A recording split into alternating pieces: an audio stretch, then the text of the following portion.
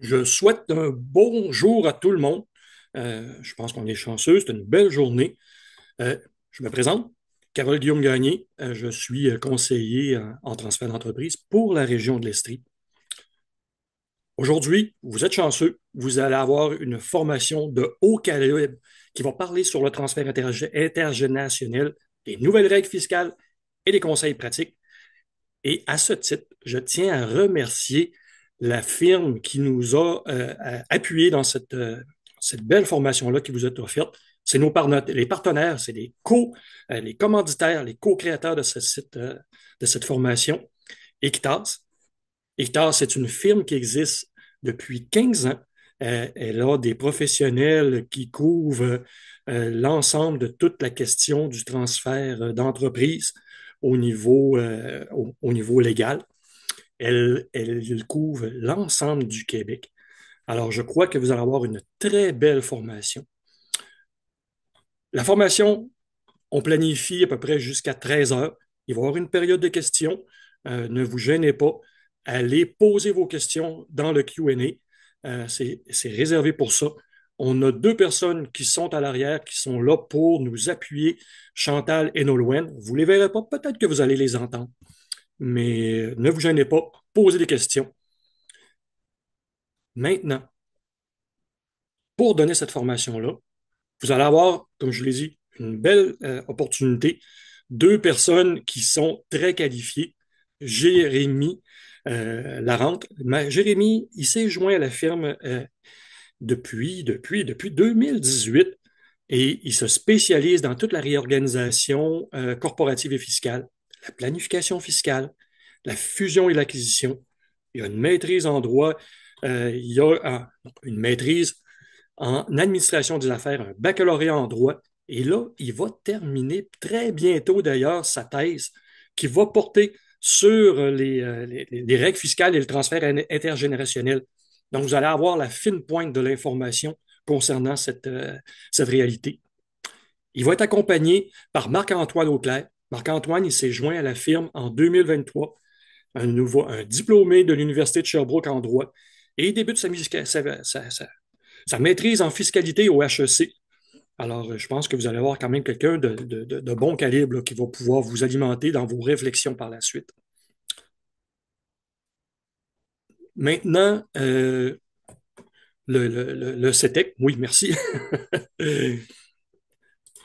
Alors, le CETEC, en tant que tel, je pense que si vous assistez à notre présentation, vous connaissez relativement bien ce qu'est le CETEC.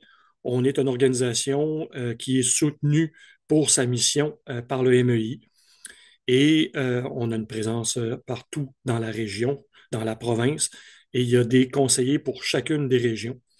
Alors, ne vous gênez pas là-dessus, vous pouvez nous solliciter à tout moment pour vos questions en transfert d'entreprise. Prochaine slide.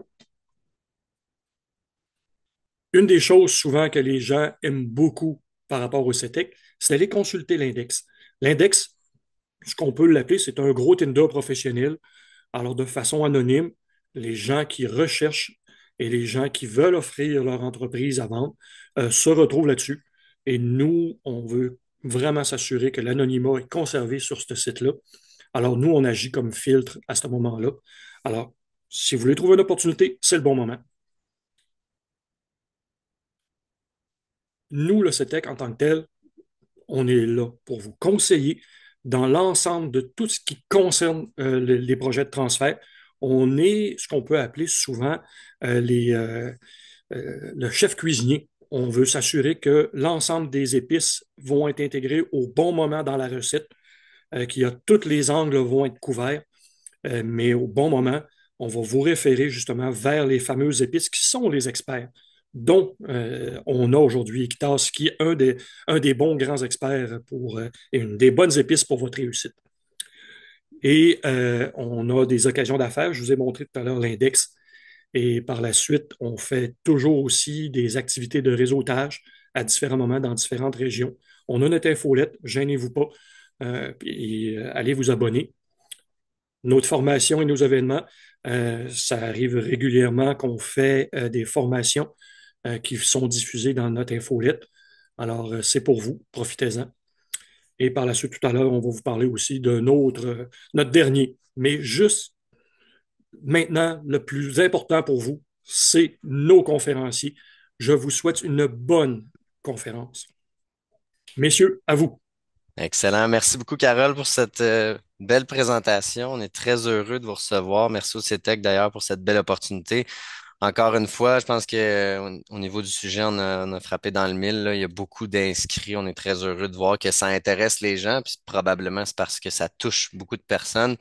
On le voit, là, on va sauter directement dans le sujet. Le transfert intergénérationnel, c'est une question qui revient de plus en plus. C'est des dossiers qui sont de plus en plus courants. Il y a de plus en plus d'entrepreneurs qui étaient des baby boomers qui vont vouloir avoir une certaine stratégie de reprise à long terme. Donc, il y a une certaine planification à faire. Fait que l'objectif de la présentation aujourd'hui, c'est de faire prendre conscience que c'est mieux de préparer en amont. La planification, c'est le mot le plus important que vous devez retenir de ce webinaire-là. On va également rentrer dans l'aspect plus technique au niveau financier et fiscal pour votre information. On va passer également les plans de transfert qui sont idéaux pour réussir ce transfert-là, mais on veut vraiment vous conscientiser sur les bonnes questions à se poser 10, 15, 20 ans avant la reprise, là, c'est pas exagéré. Donc, sans plus tarder, Marc-Antoine va passer avec un état un peu du marché actuel. Oui. Donc, comme Jérémy vient de le mentionner, là, on va commencer avec quelques petites statistiques qui émanent de la Fédération canadienne de l'entreprise indépendante. Donc, comme il est indiqué sur la diapositive, 76% des propriétaires de PME envisagent céder leur entreprise dans les 10 ans. Cela, en grosso modo, ça représente 2 milliards d'actifs commerciaux au Québec qui va être transigé. C'est quand même très important. On mentionne également qu'il y a seulement un tiers de ces transferts-là vont être réellement réussis. Enfin, 90% des propriétaires n'ont aucun plan de relève. C'est des statistiques qui sont quand même impressionnantes puis qui démontrent un peu là, quelques petites problématiques avec le transport d'entreprise. Dans le transport d'entreprise, il y a principalement trois grandes manières de faire des transferts. On va faire des transferts à des personnes externes, on pourrait faire des transferts d'entreprise à des membres de la famille, ou on pourrait faire des transferts à des employés déjà dans la société que nous avons actuellement. Si on continue là, par rapport au transfert, il arrive souvent, là, si on se fie au un tiers des transferts qui sont réussis, que plusieurs facteurs humains viennent freiner ces transactions-là. On va les aborder spécifiquement pour le cédant et le repreneur par la suite, mais en grosso modo, facteur humain, on pourrait parler de manque de formation, manque d'expérience, on va parler aussi des conflits familiaux, parce que si on fait un transfert vers un membre de notre famille, il pourrait y avoir des petits clashs au niveau familial. On a également une question de résistance des employés parce que l'arrivée d'un nouveau repreneur pourrait avoir des impacts sur, comme je vous mentionne, les employés, puis les employés pourraient être un petit peu plus rigides là, à l'arrivée de quelqu'un d'autre au pouvoir. Si on regarde vraiment du côté du cédant, donc, parce que avant juste de passer aux obstacles, je vous ai mentionné les trois types de sessions. Ici, dans cette diapositive-là, on veut vraiment là, mettre l'emphase sur la session mixte. La session mixte, c'est un type de session d'entreprise qui est souvent négligé ou souvent inconnu de tous. Donc, dans ce type de session-là, comment ça va fonctionner? C'est qu'on va transférer à un membre de notre famille, donc ça va être un repreneur familial qui va reprendre les règnes de la société. Par contre, on va venir instaurer un gestionnaire. Donc, le gestionnaire, ça va être soit un employé déjà dans la société ou ça pourrait être une personne à l'externe. Fait que c'est vraiment le terme le dit bien, là, c'est une session mixte. Fait que c'est avec l'intégration d'un membre de la famille et d'une autre personne à titre de gestionnaire. Là, si on revient là, sur les obstacles, principalement pour le Sénat, là, vous allez voir, on a mentionné quelques petits points. C'est pas une liste qui est exhaustive. Par contre, là, pour le cédant, là, je vais me concentrer sur deux grands enjeux majeurs. Le premier, c'est la divergence de valeur avec le repreneur. Ce qu'il faut comprendre, c'est que le cédant, lui, a probablement constitué sa société, il a travaillé dans celle-ci pendant plusieurs années, il a fait évoluer, il doit avoir mis déjà d'emblée certaines valeurs, et puis là, de voir que, par exemple, son enfant reprend la société avec des valeurs différentes des siennes, mais s'il n'y a pas eu de communication entre les deux, ça pourrait avoir comme impact de créer certains conflits. Donc, euh, ça, c'est un des enjeux majeurs. Il faut vraiment là, connaître nos valeurs, discuter des valeurs que le repreneur aimerait introduire dans la société, pour éviter certaines problématiques par la suite. Un autre grand point, là, puis souvent ce point-là est négligé par plusieurs, c'est le fait de lâcher prise. On s'entend, le cédant, comme je mentionnais, il a travaillé dans la société pendant plusieurs années. Il l'a fait évoluer. C'est lui qui a pris les décisions stratégiques, qui a permis de faire en sorte que la société grandisse. Et puis là, de se faire dire du jour au lendemain que c'est quelqu'un d'autre qui va reprendre les règnes, puis qui va prendre les nouvelles décisions pour la société, ça, tu sais, ça pourrait le freiner un petit peu, là. Je veux dire, lui, il a toujours eu pendant plusieurs années la prise de décision, puis là, de se faire dire, ben, c'est quelqu'un d'autre qui reprend les règnes, ça peut être difficile. Puis on s'entend que la société peut être son dada, là, ça peut être son petit bébé. Donc, trop du côté du repreneur. Là, on s'entend, le repreneur, lui, il arrive dans une nouvelle société. Donc, ça se pourrait, comme je le mentionnais plus tôt, que les employés ou les partenaires déjà en place dans la société aient une certaine rigidité. Donc, un obstacle majeur qu'il devra contrer, c'est d'établir des liens de confiance. Il va falloir qu'il aille démontrer aux employés puis aux partenaires que c'est la bonne personne pour la société, puis que c'est grâce à lui que celle-ci va pouvoir évoluer davantage. Donc, vraiment, là, d'établir des liens de confiance, c'est primordial. Ensuite de ça, la question du leadership, la prise de décision, la gestion du stress et des responsabilités. Si on englobe tout ça, là, on s'entend que le repreneur, si ça fait plusieurs années qu'il suit les décisions de son parent, puis que, il n'a pas nécessairement eu les réflexes de prendre des décisions importantes, bien, dès son arrivée, quand il va reprendre les règnes, s'il n'est pas capable de prendre ces décisions-là, ça pourra avoir des impacts sur lui-même personnellement, puis définitivement sur la société. Encore là, ça découle que si, par exemple, il n'est pas capable de prendre des décisions, mais la gestion du stress puis ses responsabilités vont être impactées. Il va avoir de la misère à gérer tout ça. Pour les deux, autant le cédant que le repreneur, ce qu'on on conseille, la type de solution, c'est vraiment d'avoir une bonne préparation mentale avant de faire le transfert d'entreprise et de s'entourer de personnes compétentes, des conseillers juridiques, des conseillers fiscaux. Puis on va vous établir un petit peu pourquoi dans les prochaines slides. Exact. Comme l'a dit Marc-Antoine, l'important pour surmonter ces obstacles-là, c'est de s'assurer d'avoir un plan de transfert. Comme on l'a vu au début de la présentation, 90% des entrepreneurs n'ont pas de plan de transfert. Puis c'est souvent fait à la bonne franquette. On se dit, oh, on va évoluer comme organisation, puis on verra. Mais c'est souvent la plus grande erreur. On se retrouve 2 ans avant la retraite, puis wow, on n'a pas de plan. C'est encore l'entreprise est encore complètement centrée sur notre apport à l'entreprise. Fait qu'il y a une grosse planification. Tu sais, quand on dit 10, 15, 20 ans en avant, c'est pas exagéré. Là. Il faut commencer à poser les bonnes questions aux bonnes personnes en amont pour s'assurer de pouvoir partir à la retraite. Souvent, c'est ça qui arrive dans le transfert intergénérationnel. On veut partir à la retraite la tête vide, puis pas avoir à s'inquiéter sur, par exemple, une balance de prix de vente qui est pas payée, puis que la situation financière de la société est plus difficile. Fait que comment qu'on sait si l'entreprise est prête à être transférée officiellement? Ben, il y a des éléments importants à vérifier. Probablement, l'élément le plus crucial, ça va être l'autonomie organisationnelle. Donc, plus on se rapproche du moment où il va y avoir un transfert effectif de la gestion, plus l'entreprise doit positionner. Plus l'entreprise ne doit plus dépendre de l'implication d'entrepreneur parent initial. D'ailleurs, on dit souvent parent-fils là, pour les parents-enfants pour le transfert intergénérationnel, mais en général, la présentation peut également s'appliquer à des employés. Là. On ne limite pas ça. Donc, l'autonomie organisationnelle, en bout de ligne, il faut que chacun des employés ou chacune des personnes dans l'entreprise sache c'est quoi son rôle, c'est quoi ses responsabilités, puis qu'en bout de ligne, on soit capable de gérer l'entreprise sans le dirigeant initial.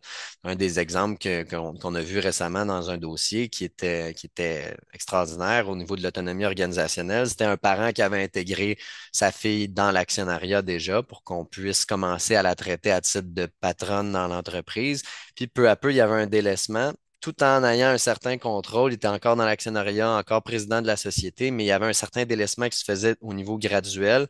Puis il commençait à entrevoir une vie de snowbird. L'hiver commençait à aller en Floride, ne plus gérer du tout pendant 6 mois de l'année. Donc, ça permettait de créer des relations, de forcer l'enfant à créer des relations. Fait que c'est pour ça que quand on dit autonomie organisationnelle, faut qu'il y ait certaines pratiques, là. C'est pas obligé d'être tout le temps ce même exemple-là, mais il faut faire en sorte de s'assurer que, en bout de ligne, l'entreprise est viable à long terme, puis que on peut partir à la retraite sans avoir à continuer à gérer longtemps l'entreprise, là. Donc, à ce niveau-là pour pouvoir se rendre à une entreprise qui est prête à être transférée, puis s'assurer qu'on a la relève nécessaire. Le plus important, ça va être de planifier un plan de communication efficace, pas attendre dans les années qui vont précéder ce transfert-là pour commencer à poser les bonnes questions. Il y a des enjeux familiaux, des enjeux avec le personnel, il y a des questions à poser plusieurs années auparavant. Parce qu'on le voit souvent dans une entreprise qui est familiale, on peut avoir, par exemple, on l'a vécu récemment, un entrepreneur qui avait un enfant qui était intégré dans la business, qui commençait à toucher un peu à tout, à la comptabilité, etc. Il s'intégrait tranquillement. Puis on avait un autre des enfants qui était dans un parcours complètement séparé, qui était à l'université en marketing, qui n'avait pas nécessairement l'intention ou le désir d'aller s'intégrer dans la business. Mais en bout de ligne, lorsque le transfert était sur le point d'arriver, ben, le deuxième enfant qui n'était pas nécessairement intégré dans la business a levé la main. Ben, moi aussi, ça me tenterait. On n'a pas eu ces discussions-là.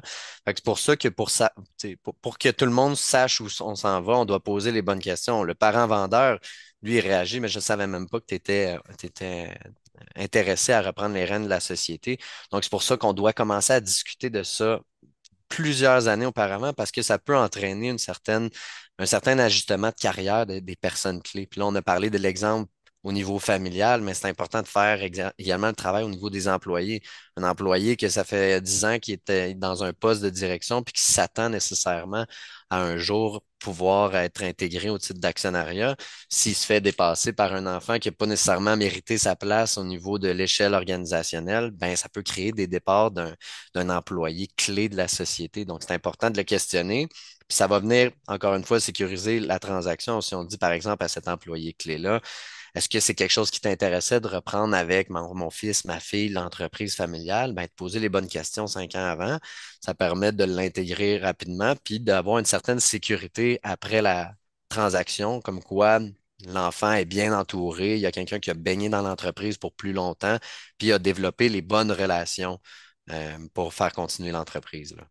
Donc, Marc-Antoine va vous parler un peu d'une manière théorique, là, un transfert ou les phases clés d'un transfert qui serait réussi, là, qui serait idéal. Donc, comme Jérémy l'a mentionné un peu plus tôt, euh, le processus, là, ça peut prendre jusqu'à 20 ans. Ça peut avoir l'air un peu anodin, là, mais pour chacune des phases, c'est quand même important, puis je vous dirais même primordial, là, d'y toucher un petit peu. Donc, je vais vous expliquer quand je dis toucher, je veux dire, il faudrait que chacune des petites phases puisse être appliquée ou réalisée durant tout le processus pour idéalement avoir un transfert optimal. Si on regarde les quatre grandes phases, on va avoir l'initiation, par la suite, on va avoir l'introduction, le règne mix et le désengagement. Si on débute avec l'initiation, là, c'est généralement le fait d'introduire, par exemple, notre enfant dans les cultures et valeurs de la société. Je vous donne un exemple un peu plus personnel. Moi, en fait, dans ma famille, mon entourage travaille dans le milieu juridique. Et puis, dès que j'étais très jeune, il arrivait que je suivais mon parent à aller dans des conférences ou à des rencontres. Puis ça me permettait de justement me familiariser un peu plus avec le fonctionnement juridique. Donc, l'initiation, c'est vraiment ça. C'est une immersion dans les valeurs, la culture. Donc, si on y va plutôt du côté de l'entreprise, ça serait de permettre à l'enfant de se joindre à l'entreprise, d'avoir un peu comment ça fonctionne. Il travaille pas nécessairement dans l'entreprise à ce niveau-là. C'est vraiment, il vient à l'usine, il regarde comment ça fonctionne, ou par exemple, au souper, il arrive que vous discutez de certaines situations qui sont passées dans l'entreprise durant la journée, puis lui, en étant simplement à la table, pourra participer à ces discussions-là qui sont un peu informelles. Encore là, c'est vraiment une immersion là, dans la culture puis les valeurs de la société. Au niveau de l'introduction, au moment de l'introduction, c'est vraiment notre enfant va rentrer dans l'entreprise sous divers postes. Puis ce qui est vraiment important, c'est il faut qu'il commence au bas de l'échelle. On veut pas le faire commencer à un niveau supérieur, puis que par la suite, ça crée des complications avec les employés déjà en place dans la société. Donc, on va le mettre à certains postes dans la société. On va essayer de le faire bouger. On va le mettre dans plusieurs départements. Ça va lui permettre d'acquérir des compétences techniques, opérationnelles, de comprendre comment la société fonctionne sous ces diverses facettes, sous ces divers départements. Ça va lui permettre d'avoir une meilleure idée de l'ensemble et du fonctionnement de la société. Donc, également, ce qu'on va arriver, c'est on va le faire, euh, on va l'inclure à certaines décisions qui sont un petit peu plus stratégiques. Donc, il va pouvoir y participer sans prendre de décision à ce niveau-là. Ensuite, quand on arrive au niveau du règne mix, le règne mix, pour que ce soit clair, c'est le concret. On arrive avec le repreneur qui introduit l'actionnariat et puis introduit le conseil d'administration. Quand je vous dis introduire l'actionnariat, c'est souvent à cette phase-ci qu'on vous conseille d'aller voir des fiscalistes ou des avocats fiscalistes ou des notaires ou des comptables spécialisés en fiscalité pour qu'on puisse faire des stratégies au niveau de l'actionnariat, ce qui pourrait faire en sorte de vous permettre d'optimiser vos avantages fiscaux. Jérémy va pouvoir en parler un peu plus concrètement par la suite, là, mais c'est vraiment cette phase-là, là, le repreneur intègre l'actionnariat et le conseil d'administration. Donc, il va avoir une participation un petit peu plus accrue. Il va commencer à prendre des décisions un petit peu plus importantes, majeures. Le cédant, lui, va être encore présent. À ce niveau-ci, là, il faudra que je précise, on va avoir deux têtes fortes. On va avoir le repreneur et on va avoir le cédant. Donc, le cédant, lui, va continuer à prendre des décisions importantes. Le repreneur va en prendre également. Puis le cédant, lui, va rester aussi à titre de mentor. Donc, ça va lui permettre, là, le fait que le cédant reste à titre de mentor, d'avoir une bonne transition dans l'entreprise. Enfin, on arrive à la phase des engagements. C'est vraiment à cette phase-ci que c'est officiel. Le repreneur prend les règnes de la société, c'est lui qui devient officiellement la tête forte de la société. Fait qu'à ce niveau-là, on est rendu avec un dirigeant. Il va y avoir, comme je mentionnais, confirmation du rôle de dirigeant. Le cédant, lui, ce qui va arriver, c'est qu'il pourrait rester à titre de consultant. Ce qui est primordial à cette phase-ci, c'est que le cédant doit comprendre qu'il a lâché prise. Il n'y a pas de possibilité pour lui de prendre des décisions sur le fonctionnement de la société. Il ne doit pas également interagir ou faire des interférences dans les décisions que le repreneur va avoir prises. À ce niveau-là, c'est vraiment clair, là, le cédant est à l'externe, il est en dehors de la société. Il reste juste là pour aider aux besoins du repreneur. C'est lui qui est rendu le nouveau dirigeant de la société. Donc, c'est ça les grandes quatre phases qui sont optimales pour faire un bon transfert d'entreprise. Et puis, si on est en mesure de réaliser chacune de ces phases-ci, bien, ça va permettre d'avoir un bon transfert là, au final. Donc, Jérémy Exact. va Puis continuer par la suite. pour continuer, juste avant de poursuivre, au niveau de la phase 4, là, ça se fait pas du jour au lendemain, là, on s'entend, on ne met pas à coup de pied derrière le cédant dehors.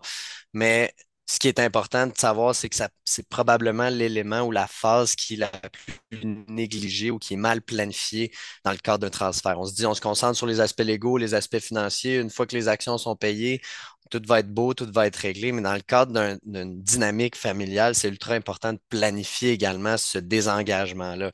Parce on veut pas se retrouver avec deux coqs dans la basse-cour, le vendeur qui a monté la business de ses propres mains, qui sent que il se fait mettre dehors par son enfant qui a des nouvelles idées. Puis théoriquement, l'enfant à ce stade-ci est l'unique actionnaire ou avec d'autres partenaires, là, mais est actionnaire administrateur, puis le vendeur ne l'est plus.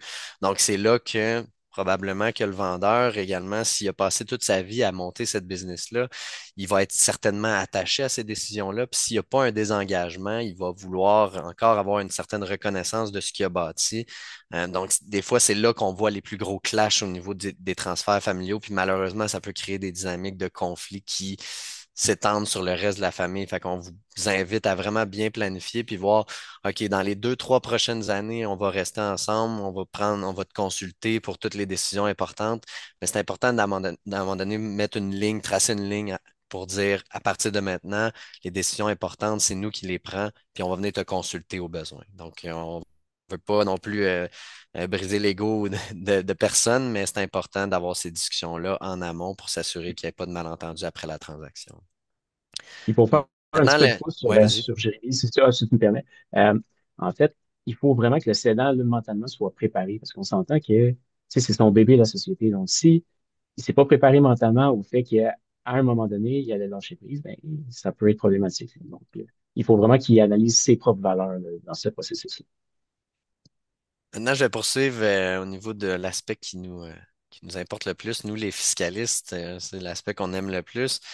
Euh, Donc, vous avez probablement déjà tous entendu, si vous êtes propriétaire d'une entreprise, de l'exonération pour gain en capital. Si vous avez jamais entendu parler de ça, c'est un montant qui actuellement est à 1,25 million, qui nous permet de vendre des actions admissibles avec plusieurs critères, là, des actions d'une petite entreprise sans impact fiscal. Donc, le gain en capital qui découlerait d'une vente d'actions qui est admissible serait visé par l'exonération. Donc, on viendrait éviter l'impôt total à payer sur cette transaction-là.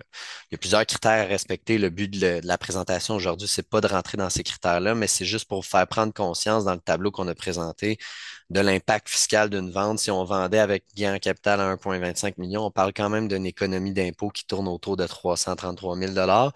Puis ça, c'est si en 2026, le taux d'inclusion du gain en capital augmente également à 66, on va avoir un impact encore plus important.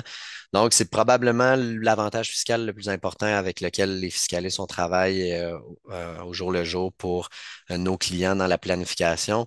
Donc, cette exonération-là, malheureusement, ben, heureusement maintenant, mais avant le 1er janvier 2024, c'était presque impossible d'aller chercher l'exonération pour gain en capital en maximisant la fiscalité d'un transfert intergénérationnel.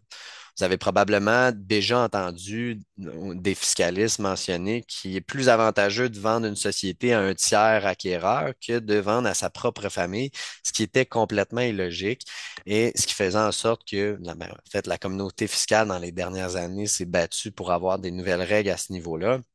Dans le fond, l'impôt, ce qu'elle veut éviter avec ces règles-là avant le 1er janvier 2024, c'était de dire qu'on met en place des fausses transactions, qu'on met des enfants en place qui ne sont pas vraiment des gestionnaires de l'entreprise ou qui ne sont pas vraiment des entrepreneurs qui vont au final faire rouler l'économie dans une autre génération. On les met en place simplement pour que le parent vendeur puisse venir bénéficier de son exonération pour gain en capital, mais continue au final de gérer la société ce qui lui permettrait de sortir des liquidités sans impôt de la société. Donc, l'impôt n'aime pas ça.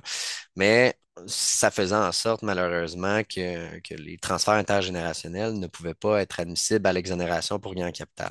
Il y a eu une petite période tampon en 2023 où il y avait des règles différentes au provincial, des règles différentes au fédéral, puis qui étaient très difficiles à rencontrer.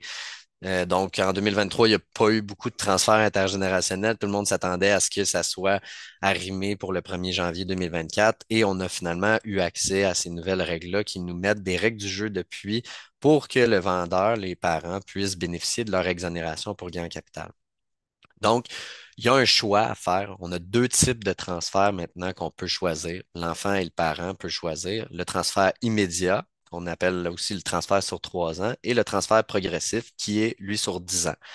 Donc, ça, c'est vraiment pour un transfert intergénérationnel, pas à des employés, pas à des frères et sœurs, pas à des parents. C'est vraiment en descendance. Donc, il y a une notion élargie de l'enfant. Là, dans la définition de la loi, vous avez la liste qui n'est pas exhaustive, là, mais en règle générale, c'est tous les descendants du cédant.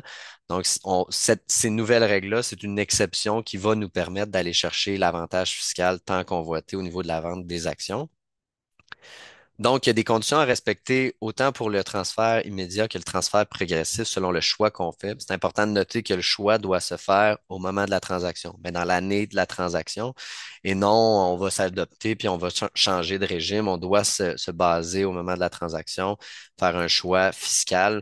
Comme vous le voyez, il y a une déclaration qui est faite via un formulaire spécifique à l'agence. Donc, dans la déclaration d'impôt du vendeur et de l'acheteur, il va y avoir un formulaire qui est transmis dans l'année de la vente pour pouvoir annoncer au gouvernement, voici le choix qu'on fait pour les prochaines années pour s'assurer d'être admissible à l'exonération pour gain en capital. Je ne passerai pas toutes les conditions communes, là, mais ça, c'est ces conditions qui sont applicable autant au transfert immédiat que progressif. J'attire votre attention sur la première condition commune qui est de ne jamais avoir utilisé ces nouvelles règles-là pour la même entreprise.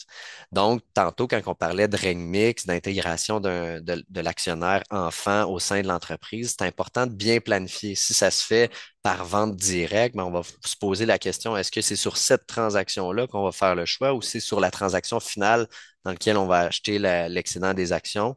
À la plupart du temps, en règle générale, on va procéder par geste successoral de toute façon. Donc, il va y avoir simplement une transaction à la fin dans laquelle on va effectuer ce choix.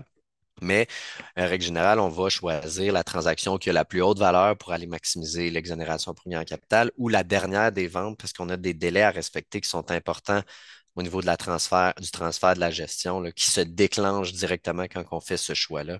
Donc, habituellement, ça va être le moment où le vendeur va vendre, le parent va vendre tout le solde de ses actions qu'il détient dans la société. Maintenant, pour les critères à respecter, là, je vais passer la série de critères qui sont différents pour le transfert immédiat ou progressif. Règle générale, c'est vraiment le délai qui va être changé en fonction du choix qui est fait. Le premier critère, l'abandon du contrôle, encore une fois dans l'objectif de faire en sorte de s'assurer qu'on a un véritable transfert. Le parent vendeur va devoir abandonner le contrôle de la société dans un certain délai. Transfert immédiat, c'est au moment de la transaction, il abandonne le contrôle de droit et de fait.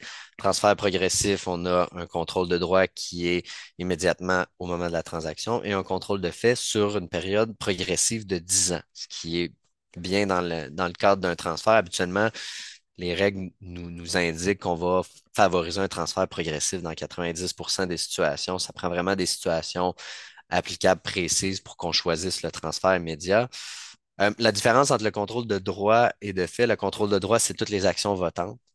Donc, il devra se départir au moment de la transaction des actions, du contrôle de droit des actions votantes de la société. Donc, minimalement, se départir de 50% des actions votantes. Le contrôle de fait, c'est un peu une zone grise en fiscalité. C'est une influence significative sur l'entreprise.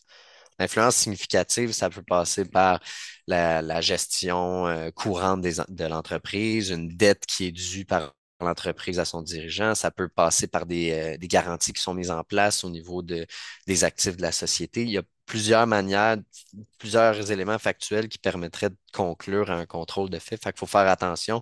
On a 10 ans pour se départir de ce contrôle de fait-là, ce qui nous laisse quand même assez de latitude pour planifier ça.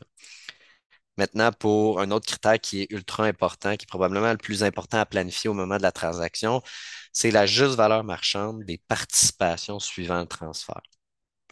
Donc, pour le transfert immédiat, on n'a plus le droit d'avoir aucune participation économique dans la société après le transfert. Pour le transfert progressif, on a 10 ans pour réduire sa participation financière dans la société à 30% de sa valeur au moment de la vente. Ça fait beaucoup de pourcentage, beaucoup de délais, là, mais pour vous donner un exemple précis, si par exemple on a une entreprise qui est vendue pour 1 million de dollars, un entrepreneur vend à 1 million à sa fille et finance à 100% la transaction. C'est-à-dire que l'ensemble de la transaction va être en balance de prix de vente. Donc, on a 1 million de dollars de balance de prix de vente. Au bout de 10 ans, il va y avoir des paiements à échelonner. Au bout de 10 ans, on doit se retrouver avec une balance de prix de vente qui est moins de 300 000 pour qu'on respecte ce critère-là. Donc, c'est important de le planifier parce que, dans mon exemple, payer 700 000 sur 10 ans pour une société qui en vaut 1 million, ça peut amener des enjeux de cash flow pour la société parce que l'enfant repreneur, lui qui n'a pas mis de liquidité au début de la transaction, va venir financer ses paiements à même la société, à même les bénéfices nets de la société. Donc, c'est important d'avoir une planification financière qui est accrue au moment du transfert pour s'assurer que le plan financier dans le futur, les projections qu'on a nous permettent d'aller rembourser minimalement 70% de cette participation-là. Sinon, l'impact est énorme. Si on ne réussit pas à remplir le 70%, ça veut dire qu'au moment de la vente, 10 ans plus tôt, on va avoir une vente qui est imposable pour le vendeur qui n'a pas réussi à toucher son exonération. Donc, impôt plus intérêt dans les 10 prochaines années, on se rend avec une facture fiscale qui a grossi, grossi, grossi, puis que ça peut mettre en péril au final la retraite du cédant. Donc, c'est ultra important de le planifier au moment de la transaction. Participation économique, là, comme je l'ai mentionné, participation financière, ça peut passer par la balance de prix de vente, comme dans mon exemple. Les actions privilégiées de la société doivent être également réduites. Billets, tout autre type de dette, il ne doit plus avoir une emprise financière dans l'entreprise pour le cédant. Un autre critère ultra important, probablement le critère le plus plus controversé, pas controversé, mais qui amène le plus de discussion en ce moment, c'est le transfert de la gestion.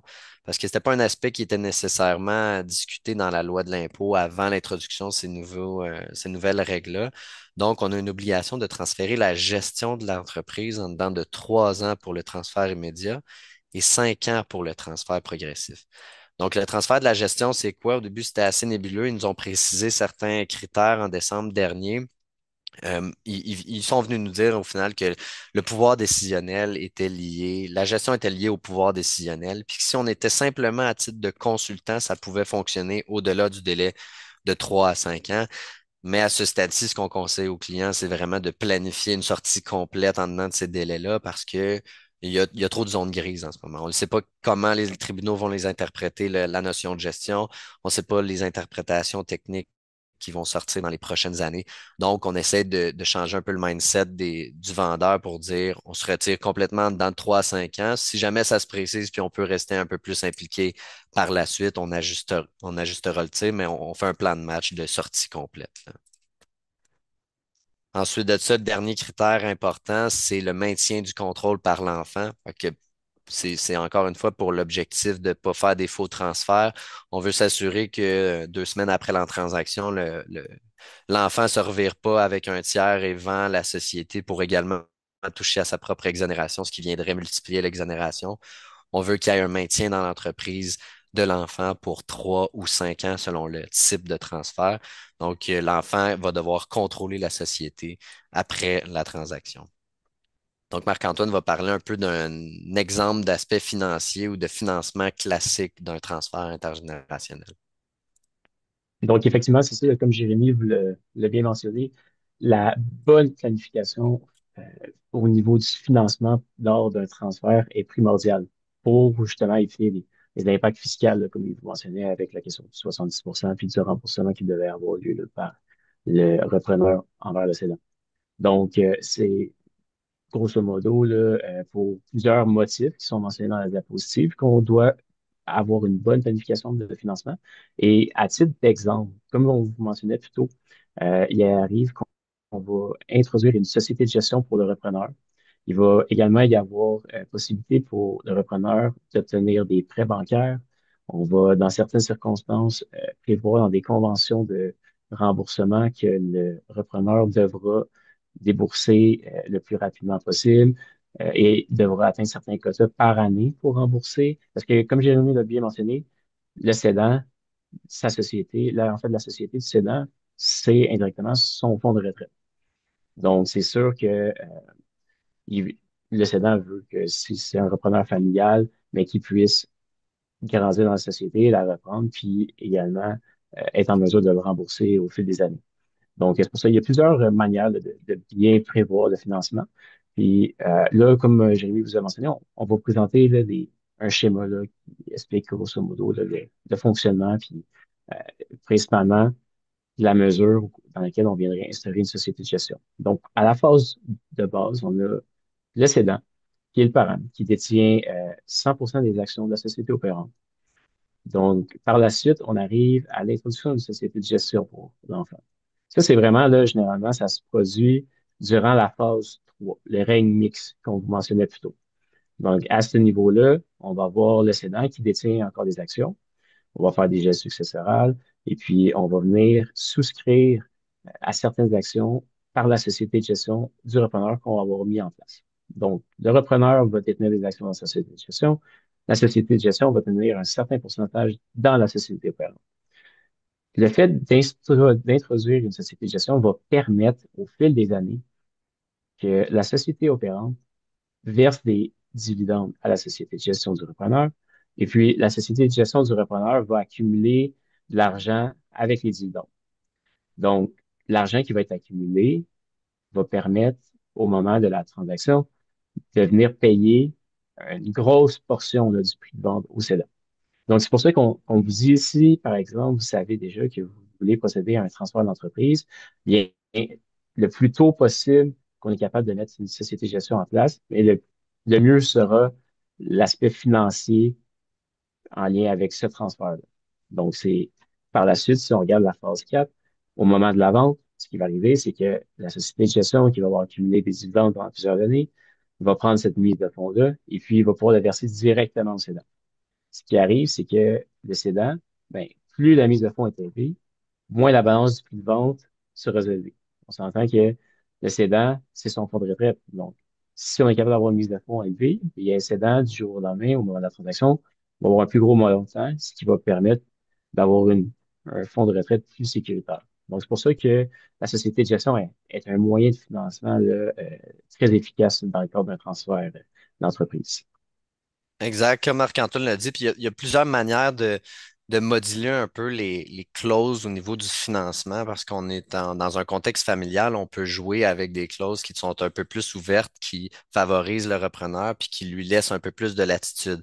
Si on était, par exemple, avec l'intégration d'un financement bancaire, ben, les paiements mensuels, il ne faut pas en manquer un parce qu'on risque de se faire tirer la plug sur ce financement-là. Tandis qu'avec le cédant, on peut prévoir des modalités qui permettent, par exemple, aux repreneurs de prendre de l'avance sur la balance de prix de vente.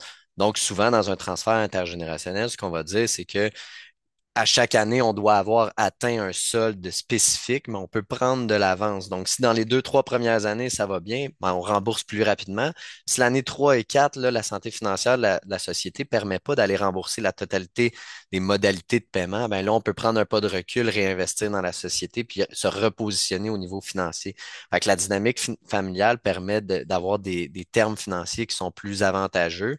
Ça, c'est un exemple précis. Puis après ça, il va y avoir tout aussi la question des garanties qui vont être à mettre en place par le cédant au niveau de la balance de prix de vente. Ça, c'est une discussion qui est un peu touchée dans un transfert intergénérationnel parce que le cédant parent ne veut pas non plus déclencher des litiges s'il n'y a pas de paiement. Là, on sent déclencher des guerres familiales, mais il y a des stratégies de protection quand même d'actifs qui sont à mettre en place pour s'assurer que si la société opérante, au final, fonce dans un mur au niveau financier, ben, il y a des moyens pour le cédant d'aller se protéger sa balance de prix de vente qui est indirectement sa retraite, là. Donc, on ne veut pas simplement mettre sa retraite entre les mains des enfants. Ça peut avoir un certain impact au niveau financier. Fait qu'on va mettre en place les protections. Simplement pour vous mentionner également que au niveau de la structure, ça c'est la structure de paiement, mais on pourrait planifier une fusion future de ces deux sociétés-là pour faire en sorte que l'intérêt sur la balance de prix de vente devienne déductible d'impôt dans la société opérante. Donc ça, c'est plus des stratégies fiscales un peu plus poussées, là, mais c'était simplement pour vous le mentionner rapidement. Donc, en gros, c'était les éléments qu'on voulait vous mentionner aujourd'hui. Je pense que l'important, au niveau financier et fiscal, on a fini par ça parce que c'est un peu plus difficile à digérer. L'important, c'est vraiment de prendre conscience de l'importance du plan de match. Donc, le plus tôt vous pouvez préparer votre succession d'entreprise, le mieux c'est. Entourez-vous de professionnels, allez voir des fiscalistes. C'est mieux tôt pour qu'ils vous disent qu'on s'en reparle dans 5 ans. Mais c'est important d'y penser, poser les bonnes questions, puis intégrer les bonnes personnes en amont pour s'assurer d'avoir un transfert réussi. Donc voilà, je pense que, Carole, on va prendre quelques questions. Oui, bien, je pense que c'était immanquable. Votre présentation a soulevé plusieurs belles questions que j'ai vues passer. Chantal, est-ce que tu veux nous en présenter quelques-unes? Tout La à première? fait. Je commence avec la première question. Est-ce que les règles de transfert immédiat 3 ans ou progressif 10 ans sont-elles les mêmes autant pour l'impôt fédéral que provincial Québec, ce qui n'était pas le cas en 2023? Exact. Dans le fond, c'est pas encore officialisé dans un projet de loi au Québec, mais ils ont annoncé officiellement qu'ils allaient s'arrimer avec le fédéral. Donc, on a une certitude que ça va s'appliquer, puis ça s'applique rétroactivement au 1er janvier 2024 dans les deux cas. Donc, oui, maintenant, on le sait, on a les mêmes règles parce que ce qui arrivait avec les règles en 2023 qu'on pouvait pas vraiment utiliser, c'est que les règles étaient différentes, ce qui faisait en sorte que si on vendait au fédéral, on pouvait, par exemple, avoir accès à l'exonération, mais les critères faisaient en sorte qu'on n'avait pas accès au Québec. Donc, on se retrouvait avec un solde d'exonération qui variait au fédéral, au provincial. On ne s'est pas embarqué là-dedans. On a conseillé aux clients d'attendre 1 an puis de bien planifier leur transfert pour la prochaine année. Merci beaucoup. Prochaine question. Pour le contrôle de la société acheteuse, est-ce que les enfants doivent la contrôler directement ou le contrôle peut être indirect via une société de gestion contrôlée par les enfants? Ça peut être par le biais d'une société de gestion. Par contre, il faut aller voir après ça l'actionnariat de la société de gestion. La règle, c'est que les enfants, ça peut être un, ça peut être deux, ça peut être trois enfants, aient le contrôle direct ou indirect de la société acheteuse. Donc, en termes de pourcentage, il y a des prorata à faire, mais s'il y a une société de gestion qui est en place, il faut minimalement que plus de 50% de cette société de gestion soit contrôlée par un ou des enfants. Donc, le contrôle effectif des bénéficiaires ultimes doit être dans les mains de la définition d'enfant. Parfait, merci. Prochaine question. Doit-il y avoir la création d'une compagnie de gestion dans tous les cas d'achat du capital action de l'entreprise à acquérir pour que le cédant puisse profiter de l'exonération permise par la loi? Non, c'est une très bonne question. Puis à la base, la mise en place de la société de gestion, les règles qui empêchaient l'exonération étaient pas applicables si on vendait directement dans les mains personnelles de l'enfant. Par contre, on pouvait avoir accès à son exonération, mais quand j'ai dit que ça n'entrait pas en jeu la maximisation de la fiscalité du transfert, c'est que l'enfant, s'il achète les actions au niveau personnel, va devoir payer ces actions-là avec de l'argent imposé. Donc, s'il veut payer ses actions, il va devoir sortir des liquidités de la société, s'imposer sur un salaire ou un dividende avant de rembourser le parent. Dans le schéma qu'on avait au niveau du règne mix, ce que ça nous permet de faire, c'est de sortir de l'argent dans une société de gestion au niveau des dividendes qui sont non imposables entre ces deux sociétés-là pour financer l'acquisition des actions. Donc, quand je disais que c'était pas possible avant, c'était possible, mais on ne maximisait pas parce que l'enfant était obligé d'acheter au niveau personnel, donc il était obligé d'acheter avec de l'argent après impôt. C'est ça la distinction. Quelqu'un a rebondi sur le commentaire et il demande pourquoi est-ce avantageux de le faire? Ben, en fait, c'est surtout au niveau des dividendes non imposables entre les deux sociétés. Donc, la mise en place de la société de gestion permet de sortir les bénéfices nets de la société opérante sans impact fiscal. Donc, la société opérante va s'imposer au niveau corporatif, mais va pouvoir sortir les excédents dans la société de gestion sans impôt. Puis, on va utiliser cet argent-là avant qu'elle revienne dans les mains d'un actionnaire ultime pour rembourser l'acquisition. Donc, c'est là qu'on vient trouver une efficience fiscale au lieu d'aller s'imposer à 50% dans ses mains personnelles puis utiliser l'autre 50% pour rembourser. On va utiliser 100% des bénéfices après impôt de la société pour rembourser la balance de prix de vente ou pour acheter les actions. Une acquisition d'entreprise se fait souvent, dans la majorité des cas, par une acquisico comme ça dans une société qui va acquérir les actions. Les financements rentrent par là pour qu'ensuite de ça, on ait de la planification au niveau de la déductibilité des intérêts, etc. Si Merci je peux beaucoup. compléter un peu Ah oui, avec la réponse de Jérémy, il arrive que si, par exemple, on a le repreneur qui contracte un prêt directement avec la banque, mais les intérêts, ils peuvent être, on va dire, si ma mémoire est bonne, environ de 5%.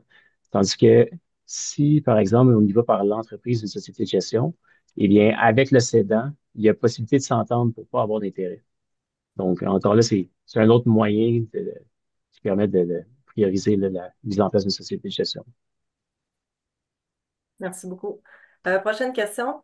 En transfert d'entreprise, quel est le point juridique essentiel à étudier pour un juriste au regard de la conformité au texte de loi relatif à la matière? Donc, si je comprends bien la question, c'est s'il y a des adaptations à faire au niveau contractuel, si c'est bien ce que j'ai compris.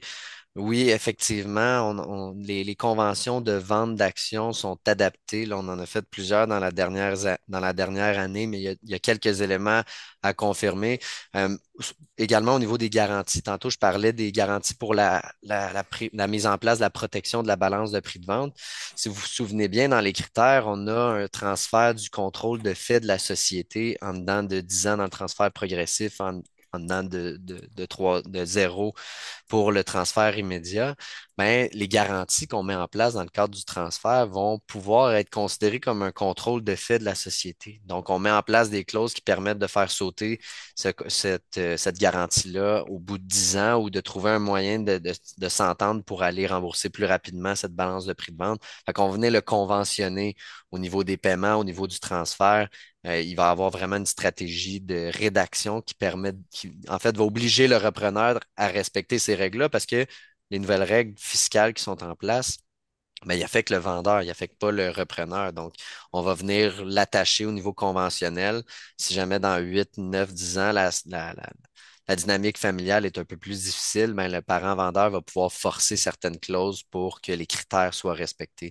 Donc, je pense qu'il y a une réflexion au niveau juriste en rédigeant les conventions de vente, de bien s'assurer de respecter ces critères-là.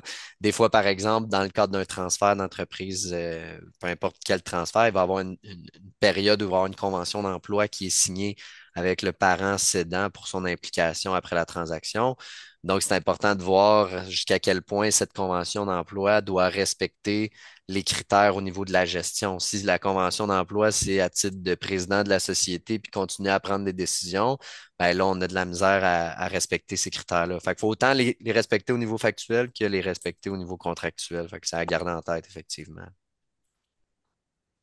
Merci. On donne une prochaine question. Est-ce encore avantageux d'avoir une fiducie familiale si les règles d'exonération sont plus attrayantes? La fiducie familiale va être intéressante pour des transferts envers des tiers parce que dans les nouvelles règles avec lesquelles on travaille, c'est vraiment le cédant physiquement qui doit détenir les actions. En ce moment, ils ne nous permettent pas de détenir via une fiducie familiale qui est une structure habituelle qu'on met en place. La fiducie familiale va être très avantageuse si on vend un tiers parce que on va pouvoir venir multiplier l'exonération pour gain en capital des bénéficiaires de cette fiducie-là. Fait qu'on va souvent mettre en place ce type de structure-là pour venir ajouter 1,25 million sur le conjoint-conjointe, 1,25 million sur les enfants qui sont bénéficiaires de la fiducie au moment de la vente. Fait que on se retrouve, tu sais, l'année passée, je pense qu'on a fait une transaction de plusieurs millions. On a utilisé 7, 8 exonérations pour gain en capital. On se ramasse avec un gain en capital de 10 millions qui est non imposable, ce qui est un méchant gros avantage. Par contre, comme je l'ai dit, au niveau du transfert intergénérationnel, c'est pas possible de procéder comme ça. Il y a une petite nuance, une petite porte de sortie qui nous permettrait d'attribuer les actions au conjoint ou à la conjointe avant la vente. Donc, on pourrait avoir deux exonérations. Donc, si la fiducie elle détient les actions participantes, on pourrait attribuer 50% des actions participantes avant la vente à l'entrepreneur principal et 50% à son conjoint-conjointe pour venir chercher la double exonération. Fait que c'est comme ça qu'on pourrait l'utiliser dans le cadre d'un transfert intergénérationnel. Mais c'est bien important de comprendre que c'est pas la fiducie qui va transférer les actions, qui va vendre les actions au niveau du transfert intergénérationnel. Ça doit être le propriétaire, le vendeur, le parent en tant que tel dans ses mains personnelles qui détient les actions. Merci. Prochaine question. Est-ce que le pourcentage de balance de prix de vente peut affecter la décision des institutions financières à financer le rachat de l'entreprise? Au niveau, si c'est au niveau du financement initial de la société, effectivement, en fait, dans presque la majorité des cas, c'est l'élément principal qui va jouer en faveur ou non d'un financement. C'est la balance de prix de vente, puis le cash down, le financement initial de la part du repreneur. Donc oui, effectivement, s'il y a une grosse balance de prix de vente qui est prévue, si par exemple le parent veut sécuriser une certaine portion de sa transaction, puis veut pas nécessairement financer la totalité de la transaction en faveur de ses enfants, veut sécuriser une portion de sa retraite, il pourrait aller chercher l'acheteur pourrait aller chercher un financement, par exemple, de 60% de l'acquisition, puis que le reste soit en balance de prix de vente, là. Donc, oui, ça va jouer un gros impact au niveau du financement possible, d'avoir une balance de prix de vente. C'est simplement qu'on l'avait présenté de manière plus facile au niveau de 100% finançable, là. Mais il peut y avoir des financements privés, il peut y avoir des financements bancaires, des co-investisseurs, d'autres actionnaires, employés qui rentrent dans la transaction. Mais la balance de prix de vente va aider toutes ces personnes-là. Merci. Prochaine question. Dans un transfert non apparenté, si le prix est plus bas que la valeur marchande, l'impôt sera pris sur le prix ou sur la JVM.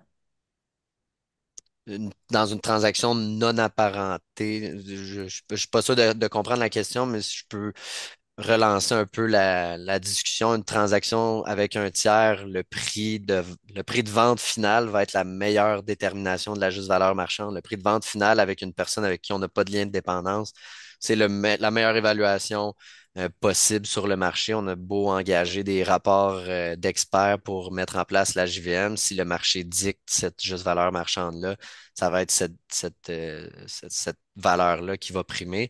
Mais dans tous les cas, au niveau du transfert intergénérationnel, on doit faire très attention au niveau de l'évaluation. Donc, c'est plus dans cet aspect-là que la question était lancée. Effectivement, qu'il y a possibilité de double imposition au niveau du prix de vente si on a sous-évalué la business. Donc, on ne peut pas vendre une business à 1 million à son enfant pour 500 000 parce qu'il va avoir des impacts fiscaux de double imposition.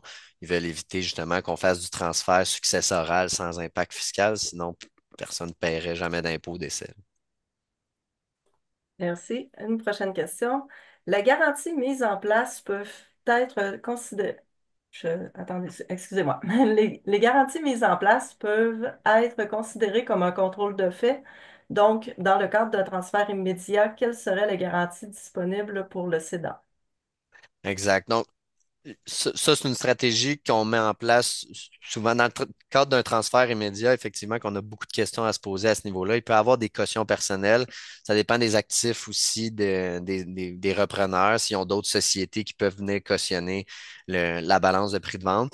Parfois, on pourrait aussi entrevoir une hypothèque sur certains actifs précis de la société, mais encore une fois, on commence un peu à avoir un contrôle de fait sur la société si on a une mainmise sur ces actifs-là. Donc, je penserais principalement à aller au niveau actionnaire ou de ces autres sociétés au niveau d'une caution ou d'un actif, par exemple, sur une maison personnelle.